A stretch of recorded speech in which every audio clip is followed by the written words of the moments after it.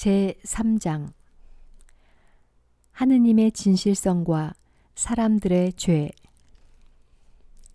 그렇다면 유다인으로서 더 이로운 점은 무엇입니까? 할례의 이점은 무엇입니까? 어느 모로 보나 많이 있습니다. 우선 하느님께서 당신의 말씀을 그들에게 맡기셨다는 것입니다. 그러면 그들 가운데 몇 사람이 불성실할 경우에는 어떻게 됩니까?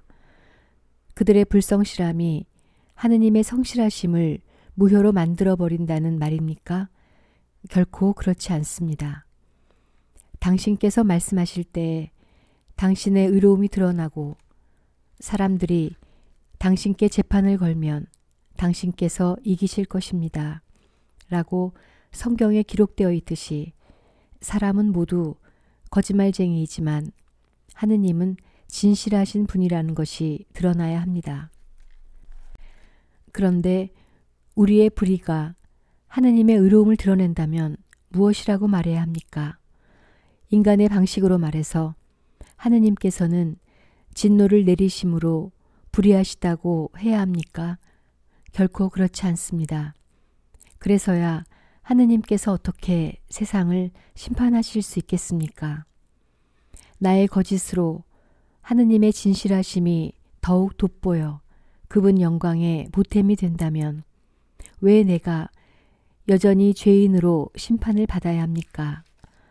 더 나아가서 악을 행하여 선이 생기게 하자고 해야 하지 않겠습니까?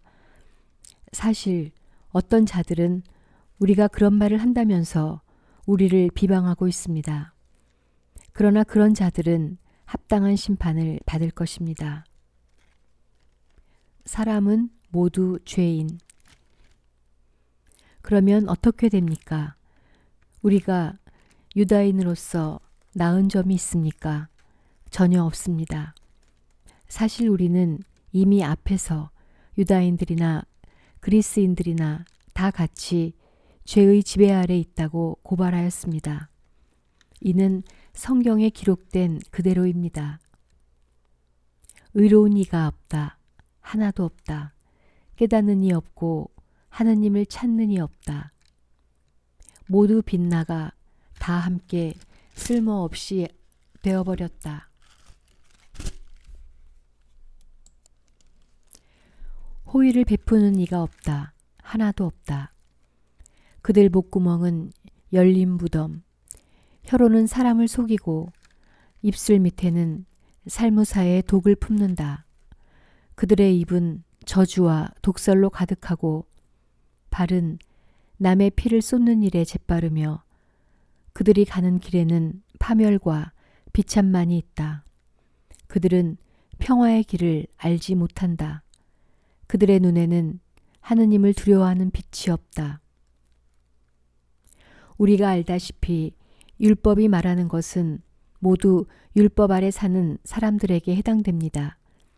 그래서 모든 입은 다물어지고 온 세상은 하느님 앞에 유죄임이 드러납니다. 어떠한 인간도 율법에 따른 행위로 하느님 앞에서 의롭게 되지 못하기 때문입니다.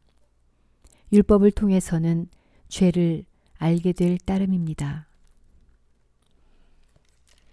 믿음으로 의롭게 되는 길. 그러나 이제는 율법과 상관없이 하느님의 의로움이 나타났습니다. 이는 율법과 예언자들이 증언하는 것입니다.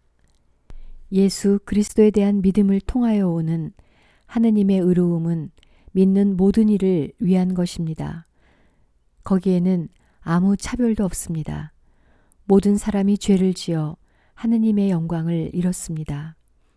그러나 그리스도 예수님 안에서 이루어진 속량을 통하여 그분의 은총으로 거저 의롭게 됩니다.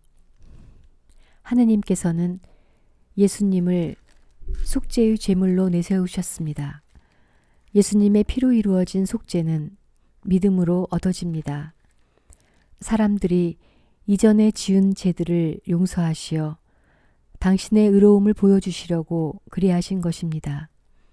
이 죄들은 하느님께서 관용을 베푸실 때에 저질러졌습니다. 지금 이 시대에는 하느님께서 당신의 의로움을 보여주시어 당신께서 의로우신 분이며 또 예수님을 믿는 이를 의롭게 하시는 분임을 드러내십니다. 그러니 자랑할 것이 어디 있습니까? 전혀 없습니다. 무슨 법으로 그리 되었습니까? 행위의 법입니까? 아닙니다. 믿음의 법입니다.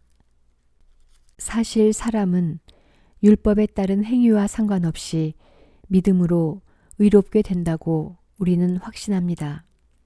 하느님은 유다인들만의 하느님이십니까? 다른 민족들의 하느님은 아니십니까? 아닙니다.